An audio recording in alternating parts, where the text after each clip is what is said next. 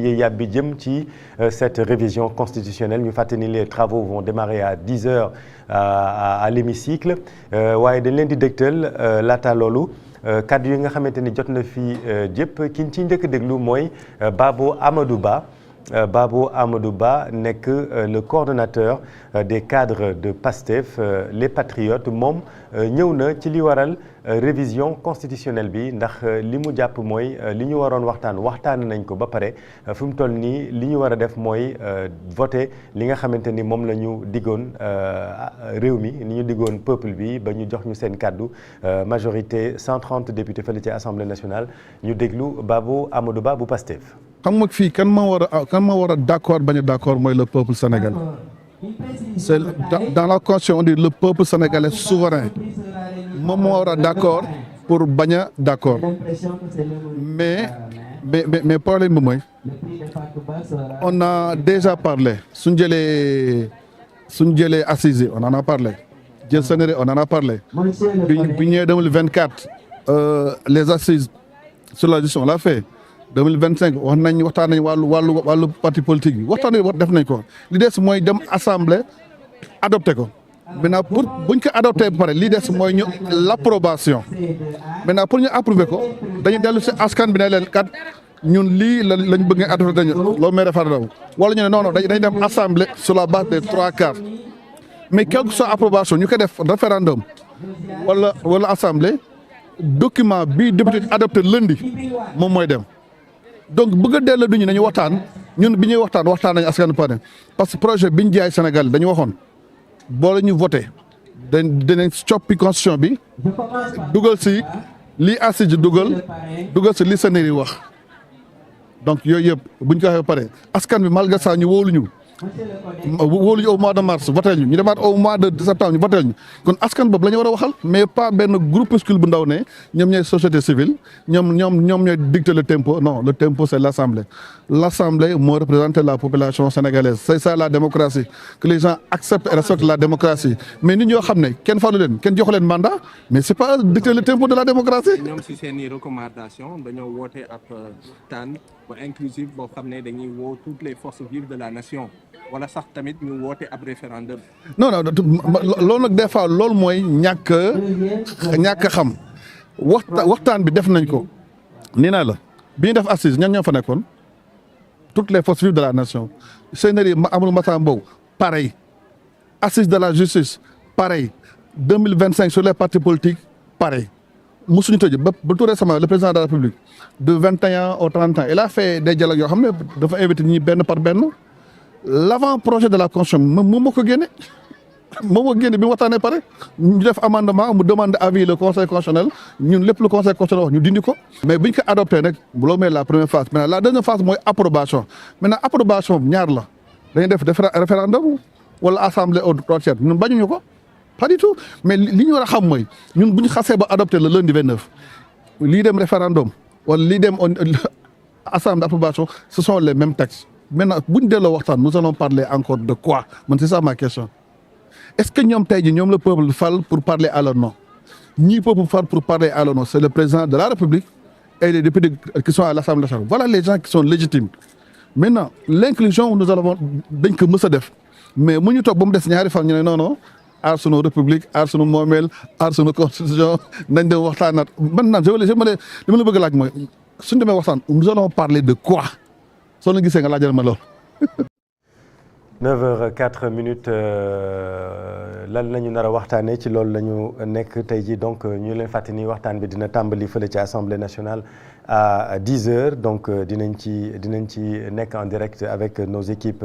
yu nga xamante ni ñu ngi ci Assemblée nationale ci suba ba léegi waaye ba tey ci waxtaan yi nga xamante ni jot nañ ko jot taataan démb ba léegi way politique di ci wax dañuy déglu Abdourahmane Diouf moom itam démb ci bi la coalition Diomaye Président di def conférence de presse moom yëkkati na ay kaddu yoo xamante ni dañ leen koy dégtal ñu ñëwaat ci waxtaan wi. wax naa leen fi benn yoon ñaari yoon que cette majorité elle est diomayenne ñu mer di xataraayu dinaa leen nettaliwaat lan moo tax mu nekk une majorité diomayenne dem leen jël ñoom seen vidéo yi ñoom ñëpp ngeen suivre seen campagne électorale législative ñoom ñëpp ngeen commencé ko ci seen tête de liste benn thème de campagne lañ amoon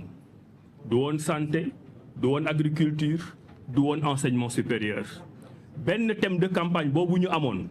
mooy jox nañu président de la République Bassirou Diomaye Faye mu nekk président nañ ko wutal majorité une majorité diomayenne pour mu mën a exercer son mandat de président.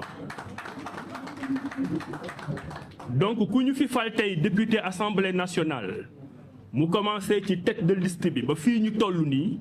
dañoo la fal ci barkeb Diomaye Faye pour nga nekk député bu nekk assemblée nationale di liggéeyal Diomaye Faye. léegi nag boo demee ba changer objectif boobu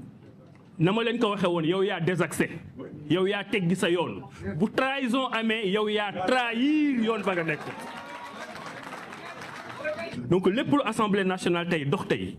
mu nekk contraire politique bi nga xam ne moom la Bassirou Diomaye Faye di teg c'est une démarche de trahison. man maa wax loolu maa ko assumé parce que nag fi ñuy waxee ay cohabitation ñun ba ñuy jàng cohabitation bañ koy jàngale du tey bañ koy pratiquer du tey pour nga mën a am cohabitation da ngay dem assemblée nationale ak sa liste nga wax ne man voté leen ma pour ma doxal sama politique. waaye mënoo wax ne assemblée bi na sant Faye ñu jox la assemblée bi ba mu sant Faye nga ñëw ci ngénte li lekk laax yi lekk ceebu yàpp bi lekk ruuñ yi fab bébé bi bëgg a daw dem ak moom loolu moom mënul nekk. donc après la manipulation il y a eu le reniement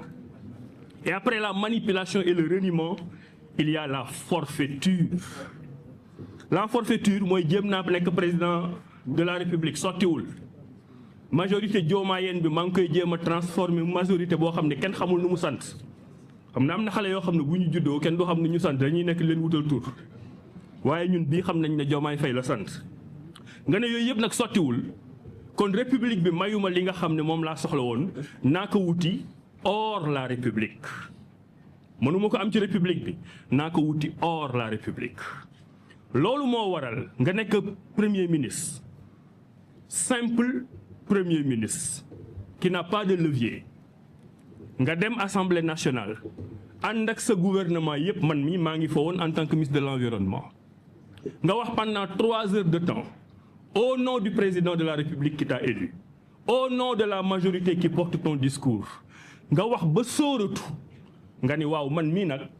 mi nga xam ne maa fi war a taxawal Sénégal man mi nga xam ne maay premier ministre man mi nga xam ne maa war a liggéeyal Diomaye man mii tey li ma leen wax yépp bu leen ko jàpp la République ne m'intéresse pas parce que man maay le guide de la révolution guide de la révolution quartier Dakar bu la neex taxawal nga wax ko ñun suñu yoon nekku ci waaye mënoo ñëw biir assemblée nationale et c'est ça la forfaiture. L'Assemblée nationale c'est la République mënoo ñëw biir la République ngay créer ay titres hors la République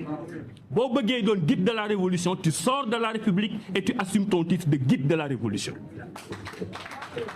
ñun on n'a pas de guide, on a un président de la République.